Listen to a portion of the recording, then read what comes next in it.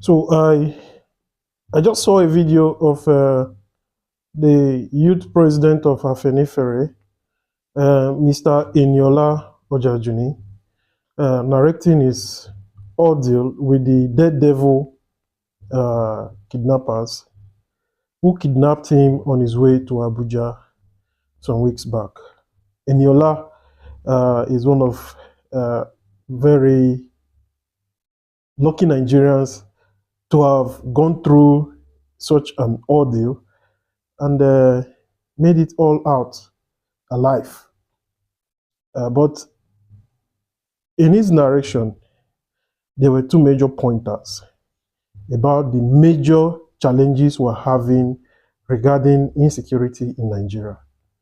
The number one pointer being that there seems to be a collaboration with those who are meant to protect us and even the criminal elements.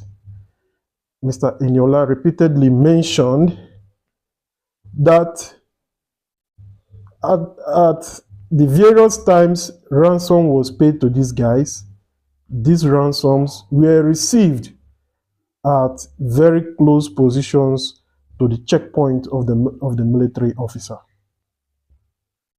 I don't know how true his claims are, but we've always had this, notion that the challenges of insecurity in Nigeria has been made worse because of criminal collaboration of even forces of seeming security personnel who should actually protect the Nigerian citizens. The second pointer being that Mr. Eniola mentioned that Amotoko has actually failed in its operations to tackle insecurity in the southwest. Mentioning that since the death of the former governor of Osun State, Mr. Akeredolu, that the operations of the Amotoko security architecture are somewhat, been ineffective, in terms of addressing insecurity. And these are, the serious issues we're having with insecurity in Nigeria. Criminal collaboration of forces who should protect the Nigerian populace, with the criminal elements. The fact that at the time that Amotoko bill was being debated at the National Assembly, I was reached out to by a senator who was consulting, to determine his stand whether to support the bill or not. And I told him, distinguished, that the issue of insecurity in Nigeria has never been about the, let's say, lack of manpower. I understand that the lack of manpower on the part of the Nigerian police force is a security concern, But the major factor of insecurity in Nigeria has always been the proliferation of arms, which I told him that instead of establishing a Motoko, why don't we focus on the escalation of arms, ensuring that at least the federal government has the monopoly of the use of force?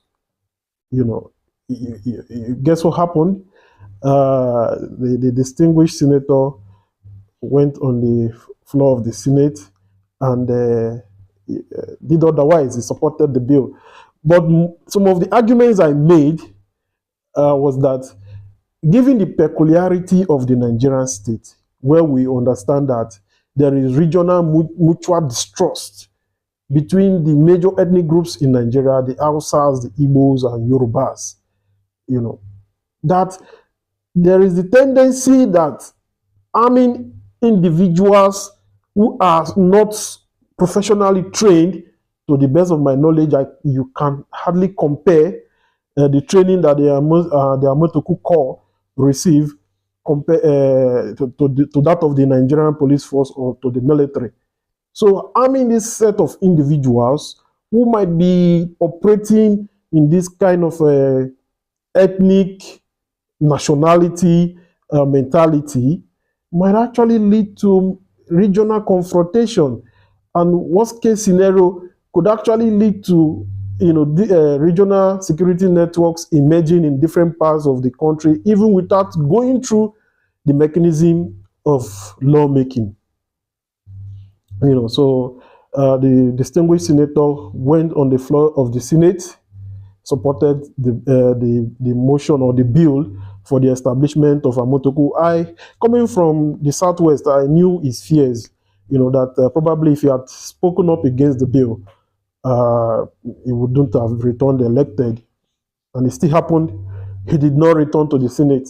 He still lost his seat, But you find out that it was even after the establishment of Amotoku that ESN came up. The southeastern region used to be remarkably peaceful. So it was until the establishment of Amotoku, the ESN came up. And we can recall what happened, the confrontation between Sunday Igboho and the herdsmen, the Fulani herdsmen at the time, that was also a security concern, the activities going on in the Southwest. So what has the story of Mr. Eniola Ojajuni, what has it actually revealed? The ordeal with the dead devil kidnappers who held him ransom for almost 2 weeks, I think about 12 days. It is a clear pointer that the challenges of insecurity in Nigeria has never been the fact that we don't have enough manpower in the Nigerian police force. I think that contributes to an extent, but that is not the fundamental problem. The fundamental problem is that there are those who wield way more sophisticated weapons, who should not even have access to such weapons. And because they have access to maybe automated weapons, they can carry out havoc on the spree without even intervention. You can imagine a police officer who is still not well equipped in terms of life ammunition he should have, confronting a kidnapper or a criminal element, who is armed to the teeth, So until we wake up and address issues like this, we're only joking about resolving the issues of insecurity in Nigeria. And until we wake up to fish out those saboteurs within our military, within our police force, who connive with the criminal elements to make the operations of these guys, effortless, then we are joking about addressing the issues of insecurity in Nigeria. Those who have always clamored that state police is the answer to the issue of insecurity should actually learn that the character of the Nigerian police force, the character of the Nigerian governors could even be a threat to, when you arm them with state police. Well, I've seen a situation where a governor is alleged to have burned down the state assembly in a particular state. So imagine that governor has how it commands a particular police force. What could have been the scenario?